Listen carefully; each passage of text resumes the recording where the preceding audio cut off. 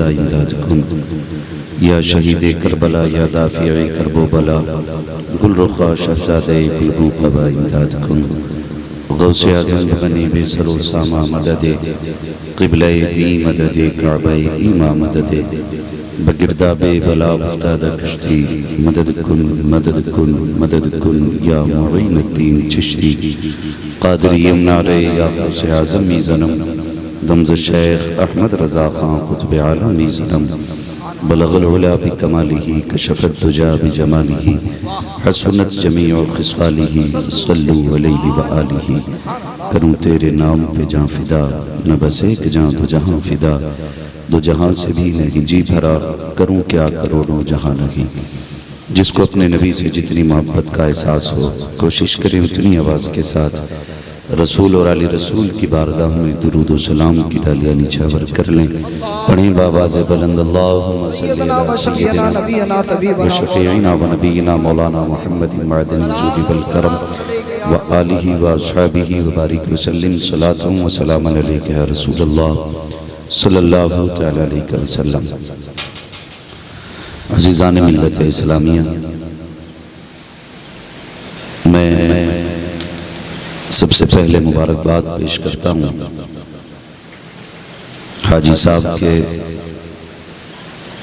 तमाम साहबजादगान को और जुमला उनके रुफ़क़ा और अहबाब को, जिन्होंने इस अज़ीम महफ़िल को सजाने में कोशिशें काबिशें की। अल्लाह करीम सबको मुस्तफ़ा जाने रहमत की ख़ास फ़यूज़ व बरक़ात से मालामाल फरमाए। माशाअल्लाह अब तक जलसा अपनी मुकम्मल कामयाबियों कामरानियों के साथ अपनी मंजिल की तरफ रवा दवा है। आपने बहुत ही अच्छे अंदाज में भाई नूरे मुजस्सम साहब से नात व मनक़बत का अशार मुलाहिज़ा फरमाए।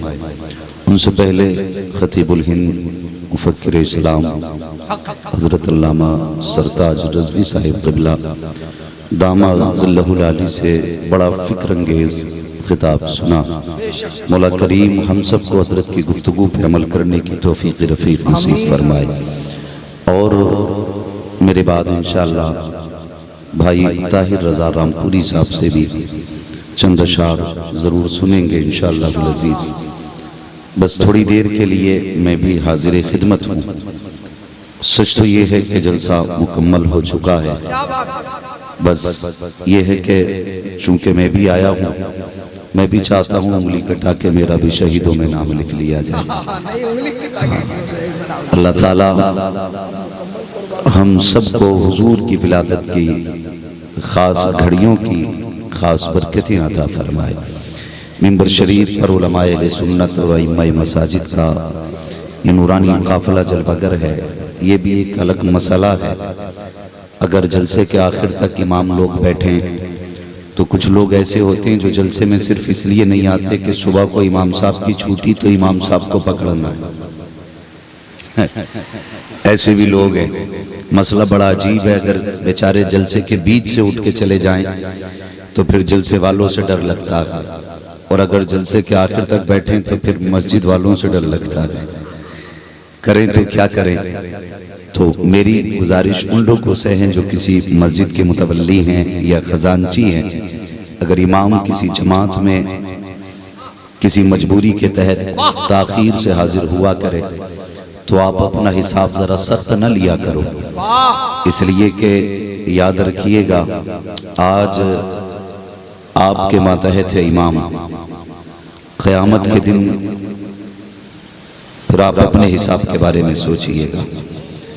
अगर आप अपने मातहत पे कर्म नहीं कर सकते तो फिर रब से किस कर्म की उम्मीद रखते हैं, ये खुद सोचिएगा। अगर चाहते हैं अल्लाह आप पे कर्म करें तो आप उस पे कर्म किया करो जो आपसे मेहरबानी की उम्मीद रखता है।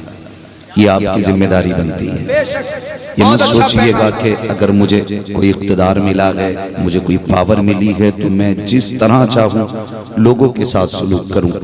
मैं चैलेंज के साथ कह रहा हूँ, दावा है मेरा, चाहे कितना भी बड़ा कोई हाकिम वक्त क्यों ना हो, मेरे रब से बड़ा कोई हाकिम नहीं है, कोई हाकिम नहीं है।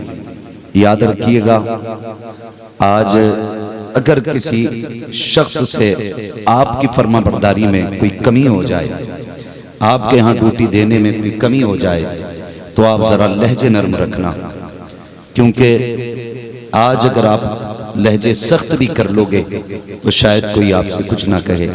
लेकिन फरमाया गया क़यामत के दिन अगर किसी ने किसी चिड़िया को तकलीफ पहुंचाई है दुनिया में, तो क़यामत के दिन अल्लाह उस चिड़िया की आवाज इतनी तेज कर देगा कि अहले महशर अपनी कानों में उंगलियां डालेंगे, लेकिन उसकी आवाज फिर भी कानों के पर्दों से टकराएगी जैसे बिजली गरजती है। लोग कहेंगे ये किसकी आवाज है? तो फिर फरिश्ते आवाज दे के कहेंगे ये उस चिड़िया की आवाज है जिसे दुनिया में सताया गया था। अगर ये चिड़िया की आवाज का आलम है। और एक बात अगली मैं कह दूं और बात खत्म कर लूं। मेरे महबूब ने बहुत बड़ी बात कही, फरमाया क़यामत के दिन मैं मजलूमों के साथ खड़ा हूंगा।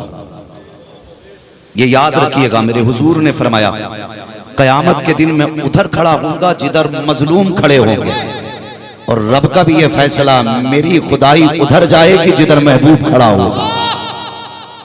ये याद रखिएगा, मेरा फैसला उधर होगा जिधर महबूब खड़ा होगा। तो अब खुद फैसला करना है, हमें शद्दाद की सफ में खड़ा होना है, फिरौन की सफ में खड़ा होना है, नमरूद की सफ में खड़ा होना है, या उधर खड़ा होना है जिधर मुस्तफा खड़े हों। तो अगर उस सफ में जाना है जिधर हुजूर खड़े हैं, तो फिर कोशिश ये कीजिएगा कि किसी पे सख्ती न करना, किसी के साथ जाती न करना। तो मैं शुक्रगुजार हूं इन अइम्मा मसाजिद का कि इनको 5 वक्त की ड्यूटी भी देनी है, और कई सारे अइम्मा को सुबह में बच्चों को भी पढ़ाना रहता है, और आखिर तक जलसे में भी बैठना रहता है। ये इनकी कुर्बानियां है, अल्लाह इनकी उम्रों में बरकत अता फरमाए। खैरियत है आप लोग सारे। ये इतनी बड़ी महफिल हाजी साहब की जानिब से हर साल सजाई जाती है। मैं कहता हूं अगर इतनी बड़ी ये रोज महफिल सजाए ना, तब भी हुजूर की गुलामी का हक अदा नहीं हो सकता। रोज भी अगर इतनी बड़ी महफिल सजे, तब भी हुजूर की गुलामी का हक अदा नहीं हो सकता। इसलिए कि हमारे जिस्म का एक इकबाल हुजूर के एहसान के कर्ज तले डूबा हुआ है। ये जहन में बात रखिएगा, हुजूर के एहसान तले हमारा एक इकबाल डूबा हुआ है। बड़ा एहसान है अमीना के लाल का हम पर, मगर ये महफिलें हम सजाते हैं। एक बात मैं कह दूं, हम गुनाहगारों के पास सिर्फ इतना ही सहारा है कि हम हुजूर के चाहने वालों में आते हैं।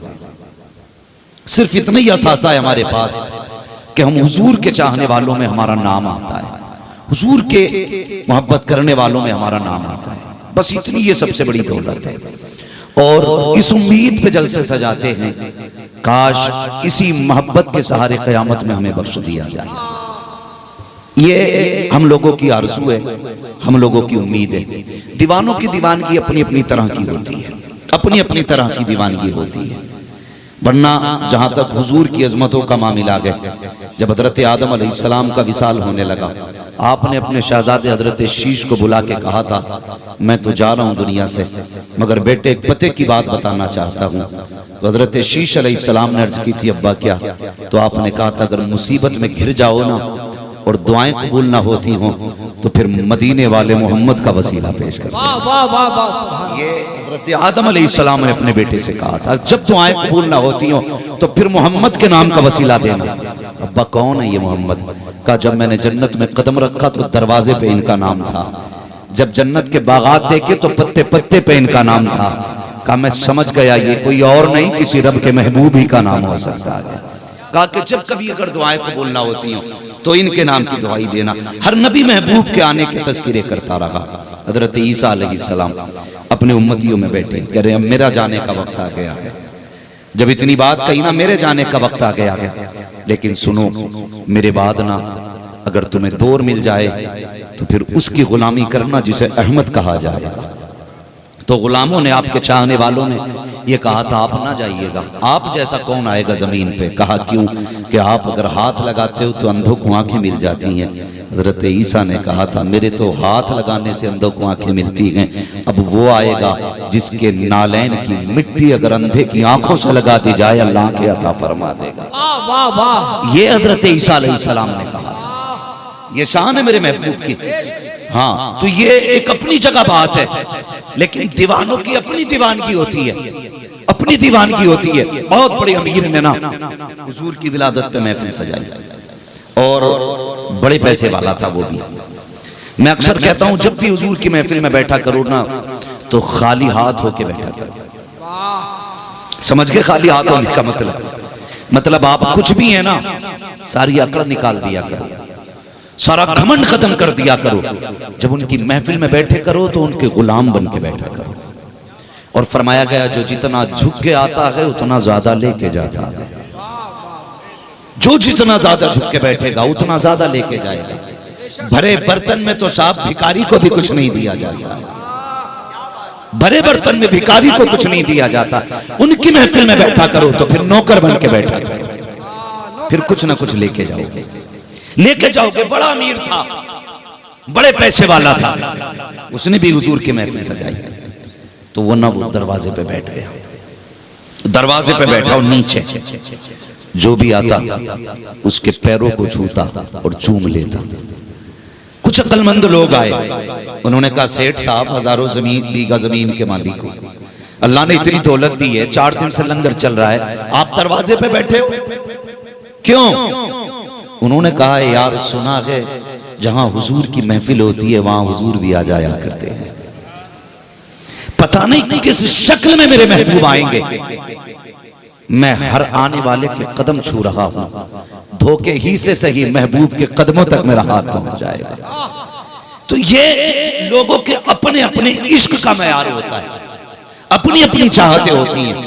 एक बंदा था सिर्फ जूतियां गांठता था, लेकिन उसके दिल में तमन्ना जागी कि ये पैसे वाले मिलाद करते हैं, एक दिन मैं भी मिलाद कराऊंगा, मैं भी हुजूर की महफिल सजाऊंगा।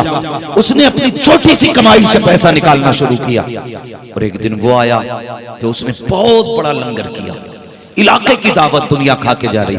किसी ने आके पूछा क्या बात है भाई, सेठ हो? कहा नहीं। कहा जिम्मेदार हो? कहा नहीं। कहा क्या करते हो? कहा जूटियां गांठता हूं। कहा इतना बड़ा लंगर कैसे? कहा कई साल से पैसा इकट्ठा कर रहा था, एक दिन मैं भी हुजूर का मिलाद मनाऊंगा। कहा आज मैंने पूरी जिंदगी का असासा लुटाया है और आज हुजूर के नाम का लंगर किया गया। हैरत की बात है, वो खुद कहता है मिलाद भी हो गई, उलमा भी चले गए, जब मैं सोया ख्वाब में फिर हुजूर तशरीफ लाए, फरमाने लगे जा मैंने तेरी गुलामी कबूल कर ली है। कहा हुजूर ये जितने मेरे यहाँ महफिल में आए थे, फरमाया जा तुझे भी जन्नती बना दिया है और जितने तेरे घर महफिल में आए थे अल्लाह ने सबको जन्नती बना दिया। तो ये नजरिए होते हैं अपने अपने इश्क के। और जब हुजूर कायनात में आए हैरत होती है, हो सकता है कोई एतराज करे और ये बातें तो चलती रहती हैं सोशल मीडिया पे। अल्लामा सरताज साहब वो एक गधा मौलवी दलाइल दे रहा, वो क्या कह रहा, फला जगह मिलाद नहीं होता, फला जगह नहीं होता, देखो यहाँ होता, फला जगह नहीं होता। बताओ अगर कहीं होता कहीं नहीं होता तो ये कोई दलील है? ये भी कोई दलील है? मुझे एक बात बताई जाए, हम मिलाद मनाते हैं, कोई खजूरें तकसीम कर देता है, कोई लड्डू तकसीम कर देता है, हम अपनी हैसियत से मिलाद मनाते हैं, रब ने अपनी शान से मिलाद मनाया। जिस साल हुजूर को पैदा किया गया पूरे साल तक अल्लाह ने सारी औरतों को, जितनों को बच्चे पैदा हुए, अल्लाह ने हुजूर के सदके में सारी माओं को बेटे अता किए। जिंदाबाद। क्या हुआ? हम मीठा तकसीम करते हैं, रब ने कायनात में बेटे तकसीम किए। तो हुजूर की विलादत पे तकसीम करना कुछ भी तबर्रुकी खुदाए पाक की सुन्नत है। अल्लाह तौफीक दे तो मनाइए मिलाद, मिलाद के तरीके से मिलाद मनाइए। हुजूर आए, कायनात मुस्कुराने लगी। हुजूर आए, खुदा की कसम जो रो रहे थे उनके आंसू पोंछने वाली ज़ात आ गई। खुद गौर करें, मैं बहुत दिमाग लगा के बैठा, कभी कभी सोचता हूं, मैं अक्सर एक बात कहता हूं, कभी खुदा करे ना मदीने शरीफ जाओ तो मेरे नबी की अम्मी के मजार पे जरूर जाना, सैयदा आमिना के मजार पे जरूर जाना। जो गए हैं मदीने शरीफ कभी उनसे पूछिए, और वहां से फिर हुजूर की अम्मी के मजार पे गए हैं, मकाम अबवा में जहां आप आज दफन हैं, वहां जाना। खुदा की कसम ये कितने गंदे अकीदे के लोग हैं, कहते हैं माज़अल्लाह नबी की माँ और बाप जहन्नमी है। मैं उस वक्त की बात नहीं करता 1400 साल पहले की, आज की बात करता हूँ।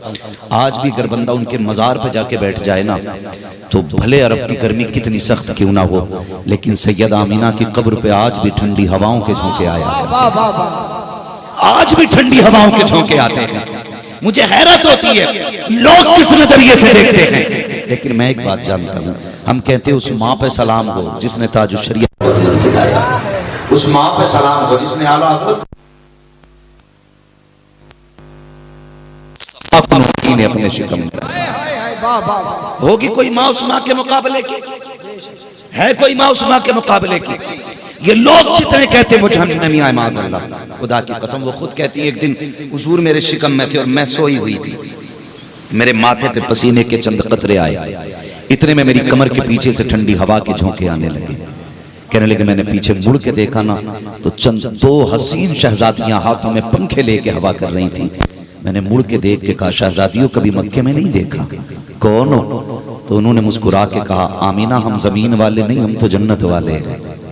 क्यों आए हो? कहा रब ने भेजा है। कहा किस लिए? कहा आमीना के माथे पे पसीना आ गया है, जन्नत की ठंडी हवा चला दी जाए। हैरत की बात है, ये किस किताब में पढ़ के आते हैं बातें, मेरी समझ में बात नहीं आती है।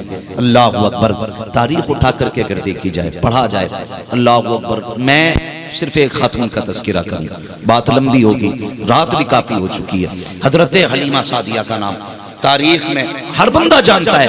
हजरत हलीमा सादिया फरमाती हैं अभी हमें पता नहीं चला था मक्के में कौन आया है, और अभी हमने इरादा भी नहीं किया था, अभी औरतों के चर्चे भी कानों में नहीं आए थे, अभी कोई फैसला मक्के आने का नहीं था।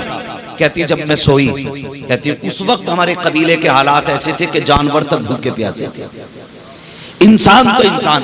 कहते मेरा जो बेटा था उसका पेट नहीं भर रहा था, हमारे घर में जो ऊँटनी थी उसका बच्चा इसलिए भूख से मर गया था कि हमारी ऊँटनी के थनों में दूध सूख चुका था। कहती ये कहत था हमारे कबीले का।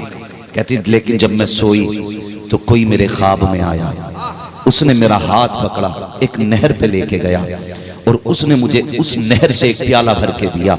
कहती है वो मैंने पिया और जब मैं पी चुकी उसने कहा कि अब सैराब हो? मैंने कहा हाँ। तो उसने कहा मुझे नहीं जानती? कहा नहीं। तो उसने मुझसे कहा हलीमा मैं तेरा सब्र हूँ जो मुशक्कल होकर के मुजस्सम होकर तेरे सामने आया हूँ, मैं तेरा सब्र हूँ। और उसके बाद अगली बात कहने लगी जब मैं सैराब हो गई मैंने शुक्रिया अदा किया। उसने कहा नहीं एक खुशखबरी दे रहा हूँ। कहा क्या? जा मक्के में गरीब नवाज आ गया है, उसको अपने घर लेके आ, पूरे जमाने की भूख खत्म हो जाएगी। ये हजरत हलीमा कहती है कि पहले ही बता दिया कि गरीबों को नवाजने वाला मक्के में आ चुका है। कहती मैंने अपने शोहर से ख्वाब जिक्र किया, मैंने ऐसा ख्वाब देखा। मेरे शोहर कहने लगे हो सकता है कोई ख्वाब हो। मैंने कहा नहीं, रात जो प्याला पिया था उस प्याले का सुकून अभी भी महसूस कर रही हूं। का जब प्याला सच्चा था फिर ख्वाब भी सच्चा है। उसके बाद कहती है कि फिर बातें हुई, औरतें कहने लगी मक्का चलते हैं बच्चे लेने के लिए। मैंने अपने सरताज से कहा चलो हम भी चल के देखें। कहने लगी क्या करोगे, सवारी तो खुद कमजोर है। 2 सवारियां हज़रत हलीमा सादिया के पास थी। कितनी सवारियां थी? 2। सारे बोले कितनी? फरमाती एक ऊँटनी और एक गधी, 2 सवारियां थी। कहती हमने सामान लादा, गधी पे सवार हुए, ऊँटनी पे, और अपने सरताज के साथ मैं कबीले से निकली। कहती वो जो औरतें थी ना 12-13 वो भी मेरे साथ थी, मैं उनके साथ निकली, लेकिन उनकी सवारियां इतनी तेज थी कि मैं पीछे रह जाती थी। कहने लगी कई बार ऐसा हुआ। आखिरकार वो कहने लगी हलीमा हमारे साथ चलना है तो चलो वरना हमें जाने की इजाजत दो। मैंने पूछा क्यों? तो उन्होंने कहा कि पानी पीने का खत्म होता जा रहा है, अगर हम तुम्हारे साथ इंतजार करेंगे तो हम पीछे रह जाएंगे। ये बात कही तो कहा मैंने इजाजत दे दी, जाओ तुम चली जाओ। उनकी इजाजत ली, वो चली गई, मैं पीछे रह गई। कहती जब हम मक्के पहुंचे तो आधी रात गुजर चुकी थी, आधी रात गुजर चुकी थी, और ये जो औरतें थी बच्चे लेके वापस आ चुकी थी। बहुत गौर से सुनना, कहती बच्चे लेके वापस आ चुकी थी। मैं जिस दरवाजे पे जाती कहती बच्चे तो जा चुका है, हमारा बच्चा तो जा चुका है। फिर मैं परेशान हो गई, मैंने कहा कोई बच्चा है?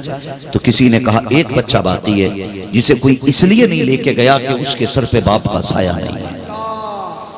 ये हजरत हलीमा सादिया कहती है, ये कहा गया कि उस बच्चे को इसलिए सब छोड़ गए कि उसके सर पे बाप का साया नहीं है। हजरत हलीमा अपने सरताज से कहती है सरताज कोई बच्चा ही नहीं बचा, एक यतीम है, खाली जाते हुए तो हया आ रही है, अगर आपकी इजाजत हो तो मैं उस यतीम को साथ न ले लूं। हजरत हलीमा कहती मैंने इतनी बात कही, सरताज कहने लगे चलो खाली लौटने से तो यही बेहतर है, उस यतीम को साथ ले लो। कहने लगी फिर मैं क्या करती? कहने लगी मैं बड़ी परेशान थी, फिर मैं जाके हरम काबा में गई और मैंने जाके खिलाफ काबा थामा। मैंने कहा था एक कायनात के बनाने वाले, तू जानता है गुर्बत कितनी है, तू जानता है कि मेरे बच्चे भी भूखे हैं, मेरे कबीले के अंदर इतना बड़ा कहत है कि जानवरों के लिए घास तक नहीं है। अगर मैं खाली गई, मालिक बता तो सके बच्चों का पेट कैसे पलेगा? ये सारे बच्चे लेकर के चली गई, मैं खाली हाथ कैसे जाऊंगी? कभी रो रही थी, इतने में आधी रात को किसी ने कारम के दरवाजे पे आके आवाज दे के कहा था है कोई दाया? जैसी इतना सुना कहती खुशी का आलम ये था, मैं दौड़ पड़ी, मैंने नाम तक नहीं बताया, मैंने कहा मैं हूं, ये कह के दौड़ी। जब जाकर चेहरा देखा उसकी वजाहत बता रही थी, कोई सरदार कबीले का खड़ा है, उसका चेहरा बता रहा था, कोई बड़े कबीले का बड़ा शख्स है। जैसे मैं करीब गई, उसने कहा दाया हो? कहा हाँ। उसने कहा नाम क्या है? मैंने कहा हलीमा। कहा जो तुम्हारा इंतजार था।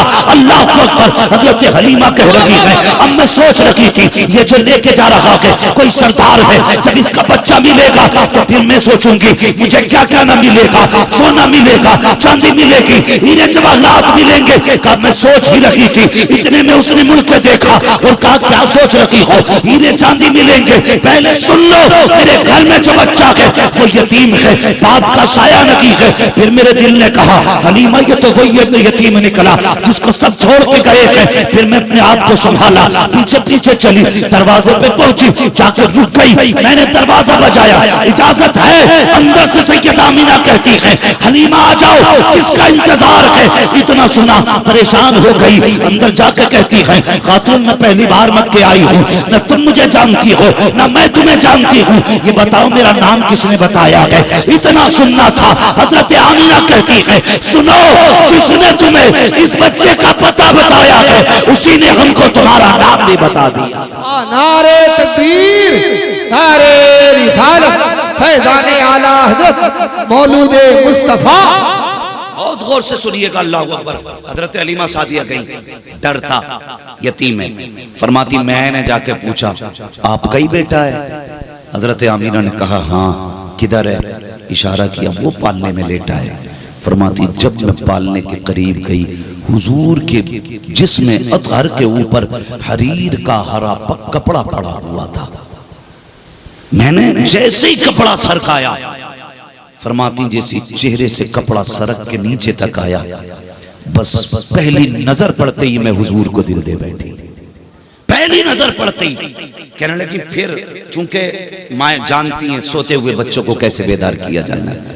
हजरत हलीमा सादिया कहती मैंने अपना दाना हाथ हुजूर के सीने पे रखा।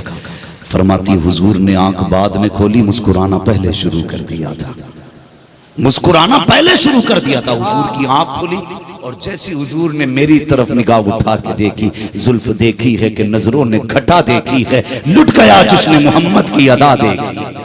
बस हुजूर को देखा, कहने लगी मैंने हुजूर को उठाया और सीने से लगा लिया। कहने लगी मैं दुखों की मारी थी, भूख थी बच्चों में, शहर मेरे कबीले में कहत था, मैंने उठा के हुजूर को सीने से क्या लगाया, मेरे सीने के सारे दुख दूर हो गए। बस हुजूर को सीने से लगाया। हजरत आमीना फरमाती मैंने ना फिर देखा हजरत हलीमा सादिया हुजूर को सीने से लगा के ना, कहती मैं खो गई हुजूर में, मैं खो गई हुजूर में, बस फिर हुजूर में ही खो गई, मैं भूल गई मुझे करना क्या। कहा मैं हुजूर को सीने से लगा के बैठी थी। इतने में नबी की अम्मी फरमाने लगी हलीमा बच्चे को लेने आई हो? कहा हाँ। कहा जानती हो ये यतीम है? इतना कहते कहते सैयदा आमीना की आंखें बरस गई। जानती हो ये यतीम है? कोई औरत शायद इसलिए लेने नहीं आई कि इसके सर पे बाप का साया नहीं है। क्या सोच के लेने आई हो? क्या सोच के लेने आई हो? हजरत हलीमा सादिया के जुमले थे, आमीना अब ये ना पूछ क्या सोच के लेने आई है, ये बताओ ये मेरे हवाले करना है या इसकी गुलामी के लिए मुझे यहीं पे रखना है? कहा मैं इन्हें नहीं छोड़ सकती, या तो बेटा दे दो या गुलामी के लिए यही रख लो।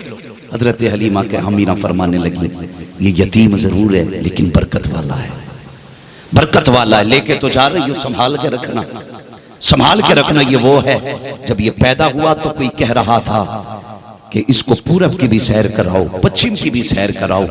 जब ये आया, एक बादल के टुकड़े ने इसको मेरी गोद से ले गया और वापस लेके आया ना, तो मेरे लाल के बदन से पानी के कतरे टपक रहे थे, पानी के कतरे टपक रहे थे। कहा जब वापस आए मुस्तफा, पानी के कतरे थे। कोई कह रहा था कहां कहां लेके गए थे, तो किसी ने कहा हमने इसको पूरब की भी सैर कराई, पश्चिम की भी सैर कराई, उत्तर की भी सैर कराई, दक्षिण की भी सैर कराई, हमने इसको समंदरों में भी घुमाया है, हमने इसको सारे दरिया घुमा दिए हैं। कहा सबको बताया कि नहीं? तो कोई कह रहा था हमने कायनात को बता दिया है, इसे पहचान लो, आज के बाद ज़बान इसकी होगी, फैसले खुदा के हुआ करे। जिंदाबाद जिंदाबाद। अल्लाह अकबर। कहा ये इतनी अजमतों वाला बच्चा है, जबान इसकी होगी, फैसले खुदा के होंगे। हलीमा लेके जा रही है, संभाल के रखना। गोद में उठाया हजरत हलीमा, मारे खुशी के जब चली, सैयदा आमिना ने कहा पलट के एक बार और मेरे लाल को मेरे पास ले आओ। बड़ी बात होती है, मुश्किल बात होती है माँ का औलाद से जुदा होना। मैं दावे के साथ कहता हूं, खुदा की कसम, हर दर्द आसान होता है, मगर औलाद को जुदा करना माँ बाप के लिए ये सबसे बड़ा दर्द होता है, सबसे बड़ा दर्द होता है। औलाद अगर पागल भी हो, माँ बाप के दिल का करार होती है, माँ बाप के दिल का करार।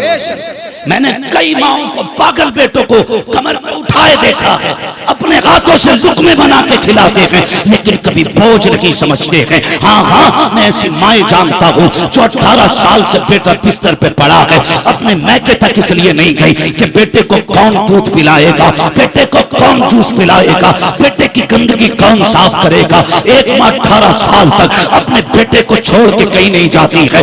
मेरी कौम के जवानों, जब तुम्हारी शादियां होती हैं तो कौन सा सितम माँ बाप पे नहीं करते। कोई सिंगापुर जा रहा है, कोई लंदन जा रहा है, कोई अमेरिका जा रहा है। एक भी चंद दिन पहले की कहानी है, सुनो, बड़ा दिलावेज वाकया है। बड़े अमीर की चंद औलादे थी, चंद बेटे थे, उसने बेटों की शादियां कर दी। जब वो बिस्तर पे आके पड़ गया, एक बेटे की शादी हुई थी, उसने क्या किया, बाप की खिदमत के लिए नौकर रखा। जब बाप की खिदमत के लिए नौकर रखा, नौकर से कहने लगा मैं अपनी बीवी के साथ पिकनिक पे जा रहा हूँ, याद रखना मेरे बाप की खिदमत में कमी ना हो।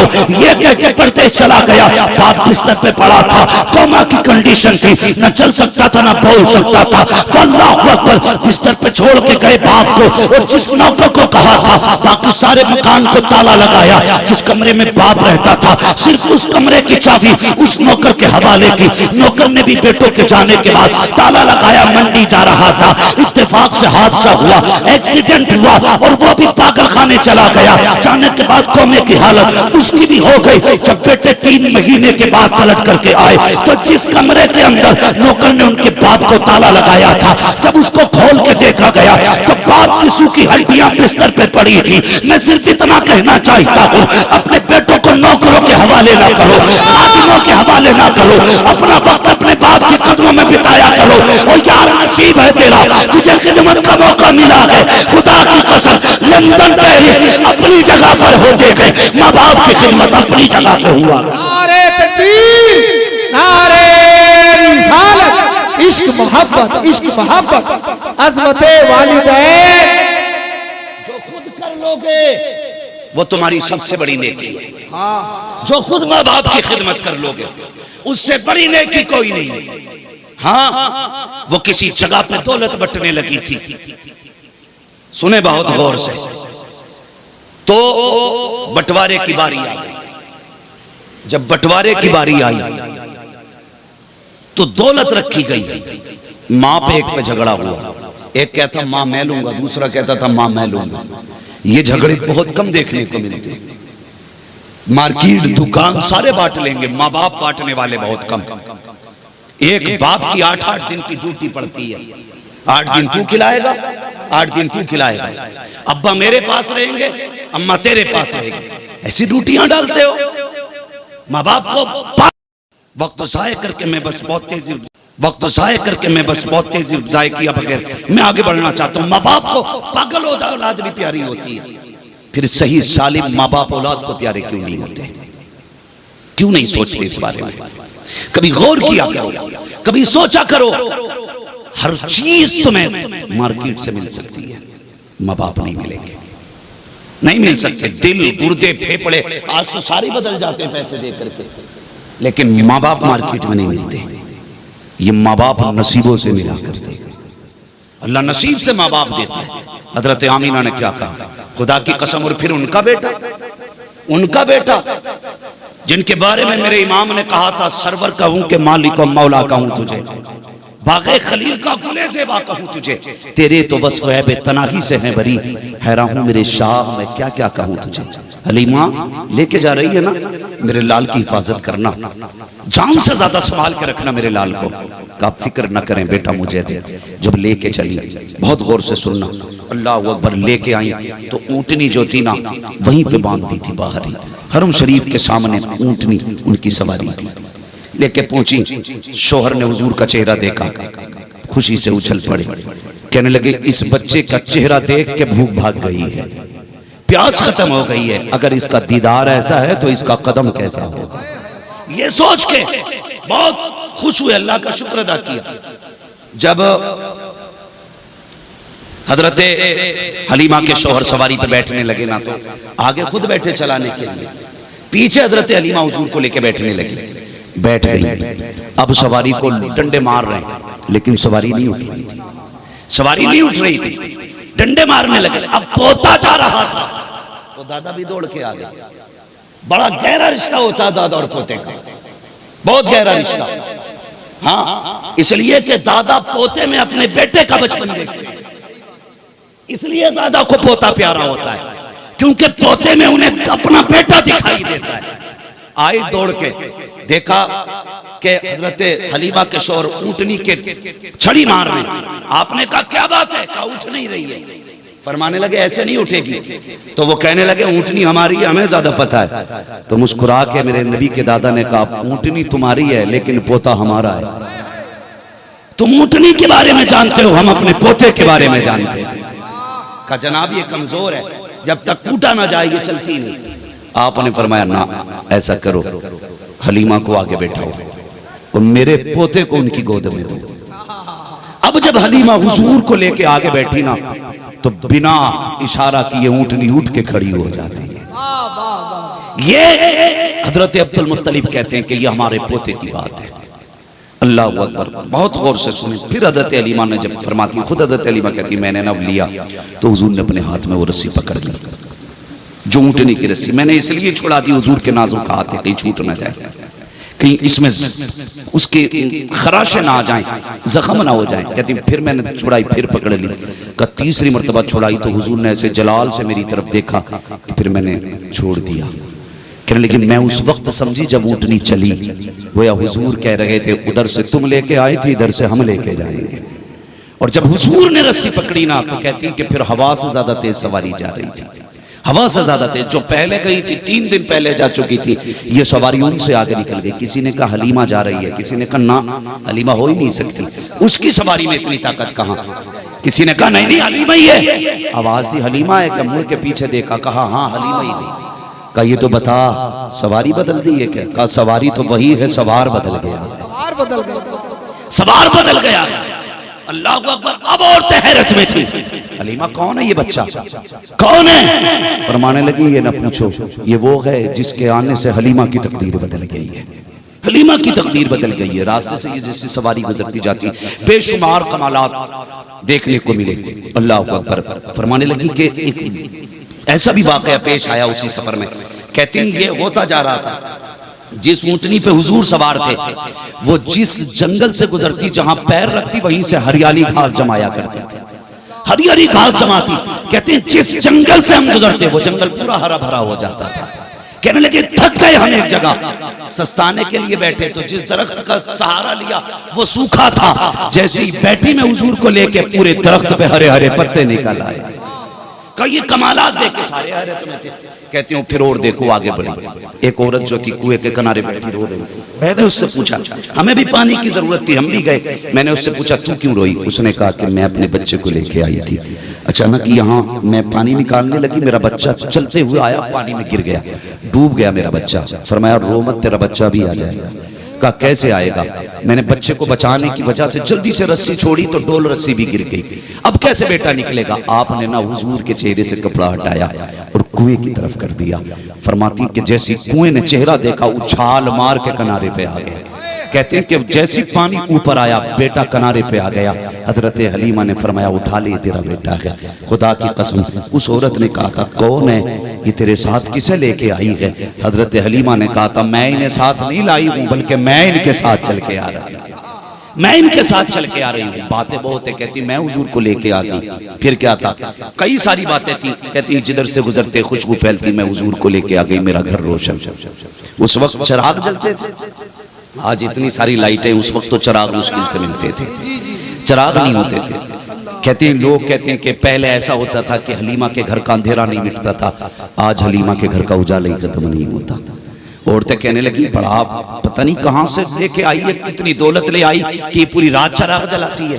औरतों ने कहा हलीमा चिराग जलाती हो? कहा नहीं। कहा झूठ बोलती हो? कहा अच्छा झूठ तो हम नहीं बोलते। कहा फिर ये रोशनी कैसे? फरमाया आया कभी चेक कर लेना। एक दिन रात में औरतें इकट्ठी होके आ गई। जब इकट्ठी होके आई दरवाजा बजाया, कहा आज हमने तुम्हें पकड़ लिया। कहा क्या? कि देखो चिराग जल रहा है। कहा किधर चिराग है? देखो। घर घुमाया हजरत हलीमा ने ना। फरमाती है कि फिर कोई चिराग नहीं मिला। कहा रोशनी कैसी है? फरमाया आओ मैं तुम्हें चिराग दिखाती हूँ। जब औरतों को लेके गई हुजूर पालने में थे, जैसी रस्सी वो जैसी कपड़ा खसकाया, वो औरतें कहती हमने अपनी आंखों पे हाथ रख लिया। हुजूर के चेहरे से ऐसी रोशनी निकल रही थी कि चांद के अंदर से भी ऐसी रोशनी नहीं निकला करती है। तो ये हुजूर के कदमों की बरकत। फरमाती मैं क्या बताऊं, जैसे बच्चे महीने में बढ़ते हैं हुजूर उतना एक दिन में बढ़ते थे, और जितने बच्चे साल में बढ़ते हुजूर उतना महीने में बढ़ते थे। कहते हैं कि हुजूर इतनी तेजी से बढ़ते जाते कि लोग हैरत करते थे हुजूर के रफ्तार को देख करके। अल्लाह अकबर। फरमाती हुजूर आए पूरे कबीले की गरीबी खत्म हो गई, पूरे कबीले के। लेकिन फिर तो पूरी कबीले के मजे ही मजे आ गए, और इतना दूध जानवरों में होने लगा कि हम पी भी लेते थे और दूध बच भी जाया करता था। फरमाती कि इतना दूध मेरे घर के अंदर के सारे बर्तन भर जाते थे, लेकिन दूध खत्म नहीं होता था। फरमाती जो सबसे बीमार बकरी थी ना, उससे भी इतना दूध निकलता था कि घर में दूध के ठिकाने नहीं रहते थे। लेकिन जानते हो, फरमाती मेरे घर के जानवर भी हुजूर का इतना अदब करते थे कि हुजूर जब घर में आ जाते बकरियां बोलना बंद कर देती थी। 4-5 बकरियां तो इतनी शरीर थी, अगर हुजूर नहीं होते घर में पूरा घर सर पे उठा लेती थी। लेकिन जब हुजूर होते तो एक कोने में चुपके से बैठ जाती थी, एक कोने में चुपके से बैठ जाती थी। फरमाती एक दिन हुजूर सो रहे थे और एक बकरी चुपके से आई। मैंने ये सोचा शायद ये मार ना दे, मैंने बकरी को अपने हाथ से धक्का दे के पीछे हटाया। हजरत हलीमा कहती है मैंने धक्का दे के हटाया।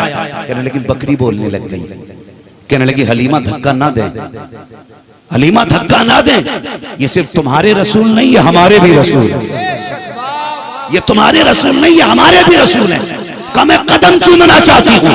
हजरत हलीमा साथी। और ये जो लोग कहते हैं ना हुजूर बकरियां चराने जाते थे, मैं कहता हूँ जरा जबान को लगाम दे और तहजीब से बोल। ये तूने ये तो देख लिया ये बकरियां चराने जाते थे, लेकिन ये नहीं देखा कि जाते किस शान से थे, जाते किस शान से थे। बकरियां उस वक्त तक नहीं चलती थी जब तक हुजूर आगे नहीं जाया। हुजूर जंगल के जानवरों को अपना दीदार कराने जाते थे और बकरियां पीछे पीछे जाया करती थी। खुदा की कसम मेरे नबी ने फरमाया मैं सारी कायनात के लिए रसूल बन करके आया। ये मत सोचना किसी एक जमात एक तबके के लिए, मैं कायनात के लिए रसूल बन करके आया। और खुदा की कसम ये हजरत हलीमा सादिया फरमाती है, मैंने देखा कि जानवर हुजूर के कदमों में आके सजदा करते थे, हुजूर के कदमों में आके जानवर सजदा करते थे। और शक सदर भी हुआ, बहुत सारी बातें हुई। उसी बीच में घबरा गई हजरत हलीमा सादिया, एक बार शक सदर हुआ, लेके हुजूर को जाने लगी, लेके हुजूर को जाने लगी। तो किसी काम से रफ़े हाजत के लिए चली गई और हुजूर वहीं से कहीं चले गए, कहीं चले गए। अल्लाह अकबर। फिर हुजूर नहीं मिले, बड़ी परेशान हो गई, पलट के गई। फिर एक रिवायत में यूं भी आया कि हजरत अबू तालिब वापस उस जंगल में आए, अब्दुल मुत्तलिब वापस उस जंगल में आए। और फिर दूसरी रिवायत में यूं भी है कि नहीं, इधर से अबू जहल का गुजर हो रहा था, इसने हुजूर को उठाया और लेके चलाया। मगर इसके बारे में भी ये रिवायत मौजूद है कि जब इसने पीछे बैठा के चलना चाहा हुजूर को, तो इसकी सवारी नहीं आगे बढ़ी, इसने आगे बैठाया तब हुजूर को सवारी आगे चली है इसकी। ये ऐसे कितने सारे मामलात लोगों ने देखे, मगर खुदा की कसम जो मैं बताना चाहता हूँ, हजरत हलीमा सादिया के पास हुजूर 6 साल की उम्र में वापस पलटे। बहुत कम अम्मी के साथ हुजूर रहे। उसी बीच में अपनी वालिदा के साथ फिर ये मदीना शरीफ भी आना हुआ। हुजूर 1 से 1.5 महीने तक मदीना शरीफ में रहे। सहाबा इकराम फरमाते हैं कि हुजूर पूरी जिंदगी मदीने शरीफ की इस मुद्दत को बयान करते रहे। हुजूर देख याद कर करके उन दिनों को रोया करते थे। फरमाया करते थे, मैं इस गली से अपनी माँ के साथ गुजरा था, मैं इस कुएं में आकर तैरता था जब मैं अपनी माँ के साथ आया था। ये हुजूर याद करके रोते थे अपनी माँ के साथ के सफर को। फरमाते हैं फिर वक्त बदलता गया, वापसी में माँ के साथ आ रहे थे, रास्ते में वालिदा का भी इंतकाल हो गया। तारीख में ये पहली ऐसी कब्र थी जो हुजूर ने अपने हाथ से बनाई है। अल्लाह अकबर, अपने हाथ से कब्र बनाई। और हजरत उम्मे ऐमन बयान फरमाती हैं कि मैं जब हुजूर को लेके वापस पलट आई ना, तो हुजूर मुड़ मुड़ के अपनी माँ की कब्र को देख रहे थे। अल्लाह अकबर, ये दौर गुजरा है तारीख का कि पैदा होने से पहले बाप का विशाल हुआ, 6 साल की उम्र में माँ का जनाजा उठ गया। उस वक्त हुजूर ने माँ की कब्र बनाई थी जब कोई उस जंगल में कंधा देने वाला नहीं था, मिट्टी देने वाला कोई और नहीं था। सिर्फ हुजूर अपने हाथ से माँ की कब्र बनाते जाते और अपने आंसुओं से माँ की कब्र पे बारिश करते जाते। अगर माँ ने इतना जमाना पाया होता, ऐलान नबुव्वत के बाद अगर सैयदा अमीना का विशाल होता, लोग उनकी कब्र पे फूलों की गठरियां लेके हाजिर होते। इतने फूल आते कि मिट्टी चुप जाती फूलों के नीचे। लेकिन उस जंगल में हुजूर ने कब्र बनाई जब कोई जानने वाला नहीं था, उस वक्त में कब्र बनाई। ये हालात रखे गए, दौर बदला। अल्लाह अकबर, फिर आप यहाँ से हिजरत, यहाँ से चले, फिर दादा की गोद में आ गए 8 साल की उम्र में। जब आपकी उम्र शरीफ 8 बरस हुई है तो फिर आपके दादा का भी विशाल हुआ। तारीख के अंदर ये बात मिलती है कि तारीख के अंदर हुजूर को लोगों ने दीवार से लग के रोते देखा। दादा के विशाल पे मेरे नबी बड़े दर्द के साथ रोए, लेकिन जाते जाते दादा हुजूर को चचा के हवाले करके गए। अल्लाह अकबर, फिर मेरे हुजूर ने चचा के साथ जिंदगी के कुछ साल गुजारे, चंद साल चचा के साथ गुजारे। अल्लाह अकबर, चचा के, मेरे हुजूर के मुशफिक चचा पूरी जिंदगी हुजूर के साथ कदम से कदम मिला के चलने वाले। फिर वो वक्त भी आया कि आपका भी इंतकाल हुआ और उसी साल हज़रत खदीजतुल कुबरा का विशाल हुआ। खुदा की कसम, तारीख गवाह है, हुजूर को इतना बड़ा सदमा लगा कि इस साल का नाम मेरे नबी ने आमुल हुज़्न रखा। लेकिन तारीख गवाह है कि जिसको वक्त के साथ साथ सदमे और गम लगते रखे, एक दौर ऐसा आया कि जब वो मुसल्ले पे आने लगा 10,000 लोगों की जमात पीछे खड़ी है। नमाज के बाद चीख निकली। हजरत उमर ने कहा था, या रसूल अल्लाह, इस दर्द से क्यों रोए हैं? काज माँ की याद में रुलाया। कहा किस चीज ने? काज मेरा जी चाहता है काश मेरी माँ होती और मैं मुसल्ले पे नमाज पढ़ाता, मेरी माँ गुजरे आयशा में होती। आहिस्ता से पर्दा सरकता, अंदर से आवाज आती, बेटा मोहम्मद मेरी बात सुन जा। आका कहते हैं, उमर मैं नमाज छोड़ देता, मुसल्ला छोड़ देता, माँ के पास चला जाता, इसलिए कि अगर माँ राजी होती है तभी खुदा राजी हुआ करता। जिंदाबाद, नारे तकबीर, नारे रिसालत। और बदला फिर वो मौसिन इंसानियत जो कायनात के लिए रहमत बन के आया, जिसने दुखे दिलों का सहारा बनना था। फिर उस जात के हालात आप देखो। खुदा की कसम, मेरे नबी न किसी यतीम को देखते तो रोते थे, सर पे हाथ रख के हुजूर रोते थे। जब किसी ने पूछा हुजूर क्यों रोते, फरमाते हैं जब इस यतीम को देखता हूँ ना, मुझे अपनी यतीमी का दौर याद आता है। ये मेरे हुजूर फरमाया करते थे, जब इस यतीम को देखता हूँ ना, मुझे अपनी यतीमी का दौर याद आ जाता है। लोगों बड़ी मुश्किल जिंदगी होती है माँ के बगैर। मेरे हुजूर फरमाया करते थे, बड़ा मुश्किल जीना हो जाता बाप के बगैर। मेरे हुजूर ने इतनी राहत यतीमों के लिए रखी। फरमाया जो यतीम के सर पे हाथ रख देगा, जितने बाल उसके हाथ के नीचे आ जाएंगे, अल्लाह उतनी ही नेकियां अता फरमा देगा। ये किया करो, तलाश किया करो। बाहर भी आए ना, खाली सिर्फ घर नहीं सजाने, जरा दिल भी सजाओ। खाली लाइटें गली मोहल्ले में नहीं लगानी है, बल्कि मुआशरे में जो यतीम है ना, उन्हें ढूंढ ढूंढ के ना हुजूर की विलादत के मौके पे सिर्फ अपने घर लाइटिंग ना करो, उसके घर भी चंद लड़ियां लगवा दिया करो। 50% यतीम किसी गांव में नहीं होते, चंद यतीम होंगे। जहां आप 5,000 का लाइट का सामान अपना लेके आ रहे हो ना, तो 100 रुपए का किसी गरीब को दिलवा दिया करो। सारे अगर बंदे गरीब को 100 रुपए देने लगे तो किसी अमीर से बेहतर हवेली गरीब की सजने लग जाएगी। करेंगे इंशाअल्लाह ऐसा? बोलो इंशाअल्लाह। अपने घर के साथ गरीबों के घर सजाइए, यतीमों के सजाइए। ये 12वीं का पैगाम है। सिर्फ अपने घर सजा लेना, अपने बच्चों को खूबसूरत कपड़े पहना देना, 12वीं नहीं, अपने बेटों के साथ यतीमों के घर सजने चाहिए, गरीबों के घर सजने चाहिए, ताकि गरीब और यतीमों को लग जाए आज ही के दिन वो 12वीं वाला आया था। खुदा की कसम कल भी उसने बेटियों का दिल रखा था, आज भी अमीर बेटियों का दिल रख रखे हैं। ये माहौल अपना बनाइए। बस आखिरी बात, वो रहमतुल लिल आलमीन फिर वो कायनात पे कैसा छाया, कैसे जमाने के दिल में उसने घर किया। सहाबा फरमाते हम तो बैठे हुए थे, बहुत गौर से सुने, बैठे हुए थे, अचानक हुजूर ने कहा लब्बैक, फिर कहा लब्बैक, फिर कहा लब्बैक, उठे और बड़ी तेजी से दौड़ लगा दी। सहाबा फरमाते हमें डर था कोई हुजूर को नुकसान ना पहुंचा दे। ऐलान नबुव्वत के बाद हुजूर को सहाबा अकेला नहीं छोड़ते थे। हिजरत के बाद सहाबा हुजूर को अकेला नहीं छोड़ते थे, जहां हुजूर जाते सहाबा साथ जाया करते थे, साथ जाया करते थे। तो सहाबा कहते हम पीछे पीछे दौड़ लिए, पीछे पीछे दौड़े, कहते पता नहीं हुजूर किधर चले गए। फिर हमने कैसे पता लगाया, कहा हम सूंघ सूंघ के हुजूर तक पहुंच गए थे। कहा जिस गली से खुशबू आती थी हम उसी गली में मुड़ जाया करते थे। कहते जहां हुजूर बैठे थे और जहां पहुंचे वहां से 4 चौक पड़ते थे, 4 चौराहे, 4 चौक पड़ते थे। फरमाने लगे हम खुशबू से सूंघते हुए पहुंच गए। हम पहुंचे, हुजूर किसी दरवाजे पे खड़े थे। हुजूर कह रहे थे दरवाजा खोल। अंदर से आवाज आई, कौन? का तेरा भाई आया है। उसने कहा मेरा कोई भाई होता तो जिस दिन से यहाँ आई हूं मेरी खैरियत लेने आता। हुजूर ने फिर फरमाया तेरा बाप आया है। उसने कहा बाप होता तो यूं बेची ना जाती। फिर हुजूर ने कहा तेरा हमदर्द आया है। उसने कहा मेरा हमदर्द कोई नहीं, आज 12 साल हो गए किसी ने हमदर्दी नहीं दिखाई। हुजूर फरमाते खोल तो बेटी दरवाजा। जैसे उस सहाबा कहते हैं उसने दरवाजा खोला ना, अंदर एक रोती हुई बच्ची थी। कहते हुजूर हमारी महफिल में बैठे थे, हमारी महफिल में, और वहां वो रो रही थी। हुजूर जाके कहने लगे तूने कहा नहीं था अभी मेरे भाई? तो मैंने कहा था लब्बैक। तूने कहा था मेरे बाप कहां गए? फिर मैंने कहा था लब्बैक। तूने कहा था कोई है मेरा हमदर्द? तो मैंने कहा था लब्बैक। जितने सहारों को तूने आवाज दी थी उतना सहारा बन के मैंने जवाब दिया था।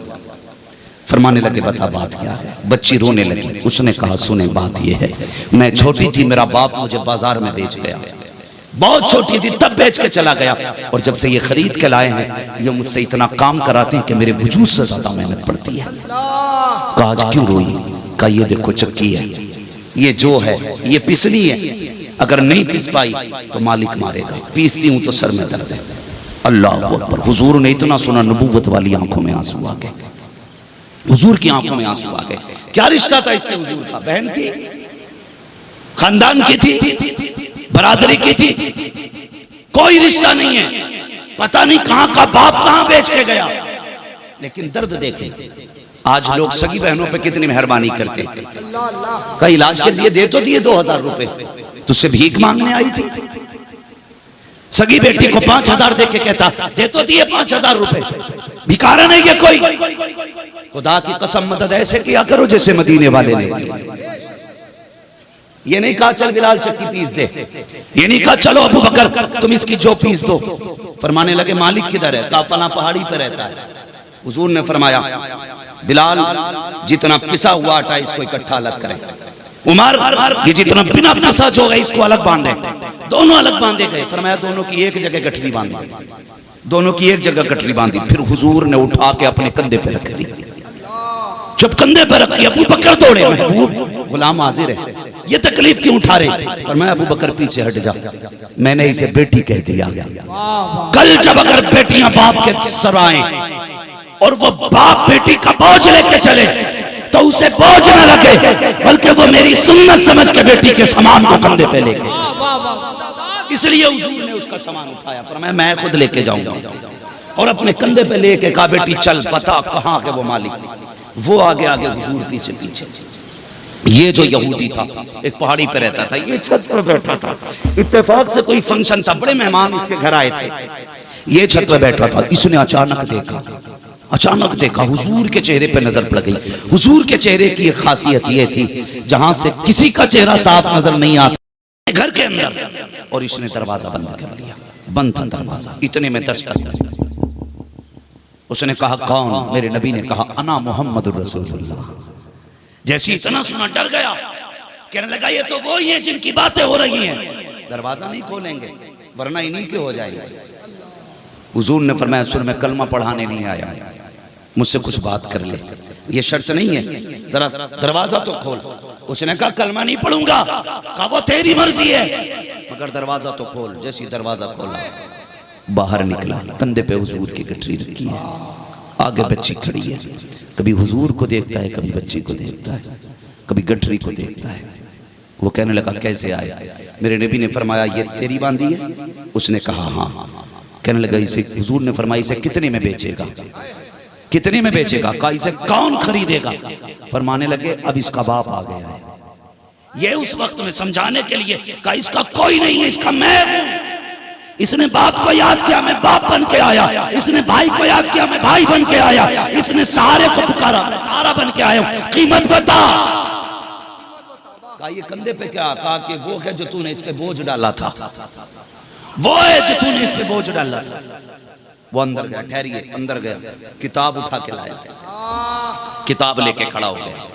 वर्क पलटता जाता है, देखता जाता है, वर्क पलटता जाता है, देखता जाता है। उसके बाद सारी निशानियां मिल गई। अंदर गया, सारे रिश्तेदारों को लाया। कहा यार जरा खड़े तो हो और मुझे बताओ। कहा देखो मेरी किताब कह रही है कि आखिरी पैगंबर होंगे, उनका चेहरा ऐसा होगा। देखो इनका चेहरा वैसा है कि नहीं? मेरी किताब बता रही है कि वो इतने मेहरबान होंगे कि वो गुलामों को आज़ाद कराएंगे। इतने मेहरबान होंगे कि वो एक गुलाम की गठरी अपने कंधे पे लाएंगे और उसके मालिक से अपना पैसा दे करके उसको आजाद कराएंगे। कहा ये सारी बातें सच्ची है? कहा हाँ सच्ची है। उसने गठरी एक तरफ, उसने किताब एक तरफ रखी और कहने लगे जनाब सिर्फ इसे आजाद कराने आए हो या मुझे भी आजाद कराने आए हो? कहा तुझे किस चीज की आजादी? कहा इसे गुलामी से आजाद करा रहे हो और मुझे कुफ्र से आजादी देके अपनी गुलामी में ले। जिंदाबाद, नारे तकबीर, नारे रिसालत, शाने मुस्तफा। इतनी बड़ी नेमत आई हुजूर की शक्ल में हमारे पास। फरमाया गया वाम्मा भी नेमत रब्बी का फातिश, अपने रब की नेमतों का खूब खूब चर्चा करो। आला हज़रत ने कहा हश्र तक डालेंगे हम पैदाइश मौला की धूम। कोई करे ना करे हम उन पर आरवी मनाएंगे। कोई जुलूस निकाले ना निकाले हम निकालेंगे। किसी के दरवाजे पे झंडा लगे ना लगे, सुन्नियों के दरवाजे पे झंडा लगेगा। लगेगा नहीं इंशाअल्लाह? लगेगा। हम सारे झंडे अपनी जगह पर, मुस्तफा की पैदाइश का झंडा अपनी जगह पर है। मगर हैरत होती है लोग सारे झंडे लगा लेते हैं, हुजूर का झंडा नहीं लगाते। जबकि झंडे पहचान होते हैं। ताहिर रज़ा तुम्हारे रामपुर में झंडा लगे साइकिल का, तो लोग कहते हैं समाजवादी पार्टी से ताल्लुक रखता है, आजम खान वाला है कि नहीं? साइकिल का झंडा लगे तो कहते हैं आजम खान वाला है। पंजे का झंडा लगे लोग कहते हैं मुरवालो वाला। हाँ, अगर फूल वाला झंडा लगे कहते मोदी जी का आदमी है। मैं कहता हूँ गुंबदे खजरा का झंडा लगे लोग कहते हैं मदीने वाले का आदमी। इसलिए अपनी पहचान बना के रखिए, झंडा जरूर लगना चाहिए। हम लोग सफर करते हैं, अक्सर ट्रेनों में सफर होता है, तो जहाँ झंडे नहीं होते हम समझ जाते हैं यहाँ है ही नहीं है कि नहीं? झंडा ना, दो चीजों से पहचान होती है, एक मीनार से, एक झंडे से। मीनार बता देते हैं मस्जिद के यहाँ मुसलमान रहते हैं, झंडे बता देते हैं यहाँ मुसलमान रहते हैं। तो झंडा इस्लाम की पहचान है, इसलिए हर दरवाजे पे झंडा होना चाहिए। लगेगा इंशाअल्लाह? जोर से बोलो, लगेगा कि नहीं? हम तिरंगा इसलिए लगाते हैं कि हमारे मुल्क का झंडा है। हिंदुस्तान आजाद हुआ तो हम तिरंगा लहराते हैं। कायनात जुल्म से आजाद हुई इसलिए मदीने वाले का झंडा लगाया जाता है। इसलिए इंशाअल्लाह सुबह क़यामत तक जब तक हमारी नस्लें बाकी रहेंगी, हुजूर की विलादत का झंडा झंडा झंडा लगता रहेगा। ये हमारे ज़हूर भाई बैठे हैं, भुवनेश्वर से ताल्लुक है इनका। मुझे इनकी एक बात सबसे अच्छी लगती है, सुबह शादी के वक्त सबसे पहले झंडा लहराया जाता है, उसके बाद दिन में प्रोग्राम और जुलूस होता है। ये मिजाज बना लो, जैसी सुबह शादी को सारे लोग पहले झंडा लगाएंगे इंशाअल्लाह। परचम कुशाई की रस्म अदा की जाए, उसके बाद जलसे प्रोग्राम होने चाहिए। वह माँ भी नेमत रब्बी का फातिश, अपने रब की नेमतों का खूब खूब चर्चा करो। हम जब तक जिंदा रहेंगे हम अपने महबूब के तज़किरे करते रहेंगे। हमारी एक एक सांस उनकी गुलामी में, जिस्म का एक एक बाल उनका गुलाम है। एक एक रूंगटे पे उनका एहसान है। जब तक हम जिंदा रहेंगे मदीने वाले की बातें करते रहेंगे। वो कहा था किसी ने, नात खानी मौत भी हमसे छुड़ा सकती नहीं, कब्र में भी मुस्तफ़ा के गीत गाते जाएंगे। बस जो हुए अगला माफ़ फरमाए रब्बे कायनात। जिंदगी ने दिया साथ, फिर होगी मुलाकात। अरे हर साल तो सजरा पढ़ाते हो, हर साल तो सजरा पढ़ा ही जाता है। जरा थोड़ा सा इसका आवाज सही कर दें। उमर भाई कह रहे हैं जरा शजरा बयान कर दिया जाए, बोल दें जरा सुभान अल्लाह। साबिर बाबा कंजूसी ना करो। मस्तान अल्लाह तुम्हें जन्नत नसीब करे, खात्मा बिल खैर फरमाए हम सबका। ठीक है, जरा शजरा पढ़ दिया जाए, बोल दें जरा सुभान अल्लाह। अगर मेरी तबीयत ठीक होती तुमसे ज्यादा आवाज मैं निकाल लेता। कितनी कमजोरी से आप काम कर रहे हैं, जरा जोर से बोलें सुभान अल्लाह। माशाअल्लाह। ये जो लोग नहीं बोल रहे मसला क्या है? मैं ये तो नहीं कहूंगा जो हाथ उठा लेगा अल्लाह उसे फालिज से महफूज कर देगा, इसलिए कि मेरा मानना बीमारी भी अल्लाह की रहमत होती है। हाँ, बीमारी भी उसी को अल्लाह देता है जिससे मोहब्बत करता है। फरमाया गया जब बीमारियां आती हैं तो शुक्र अदा किया करो, इसलिए कि बीमारी अल्लाह उसे देता है जिसके गुनाह माफ करने का इरादा फरमा लेता है। हाँ, तो मैं तो ये नहीं कहूँगा, इसलिए कि बड़े बड़े हमारे बुजुर्गों को बीमारियां रही हैं, तो कभी बहुत बड़े इस तरह के झूठे दावे ना किया करें, इसलिए कि बीमारी रब की रहमत होती है। जरा बोल दे सुभान अल्लाह। हाथ उठा ले चाचा, जरा हाथ उठा के बोल दो सुभान अल्लाह। हैं, खुद उठने की उम्र आ गई लेकिन हाथ उठाने भी तैयार नहीं है। अल्लाह सलामत रखे। मैंने ये दुआ नहीं दी है जो हाथ ना उठाए उसे अल्लाह उठा ले, कोई मसला नहीं है। फरमाया गया सबसे बेहतर वो जिंदगी है जिसने कम वक्त में ज्यादा नेकियां की हैं, और सबसे बुरी वो जिंदगी होती है जिसने ज्यादा जिंदगी में नेकियां कम गुनाह ज्यादा किए होते हैं।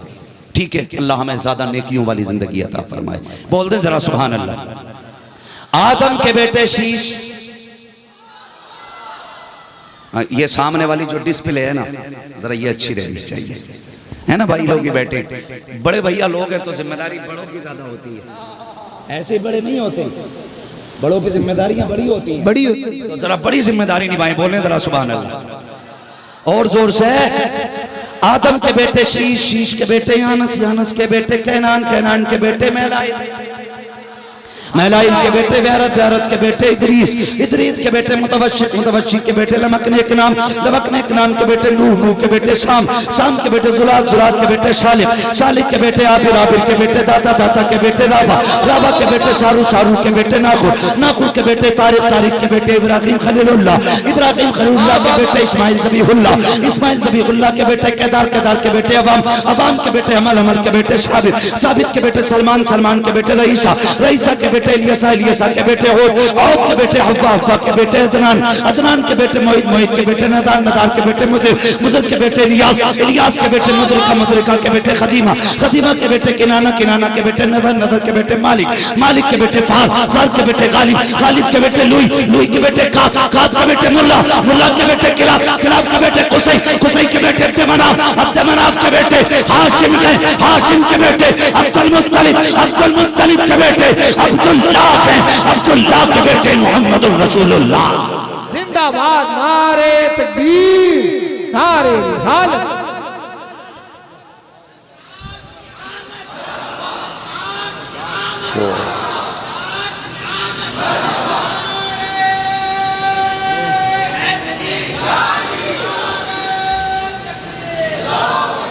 अल्लाह अकबर। बस अब सारे लोग मेरे साथ पढ़ लीजिए, ला इलाहा इल्लल्लाह मुहम्मदुर रसूलुल्लाह व मा अलैना इल्लल बलाग।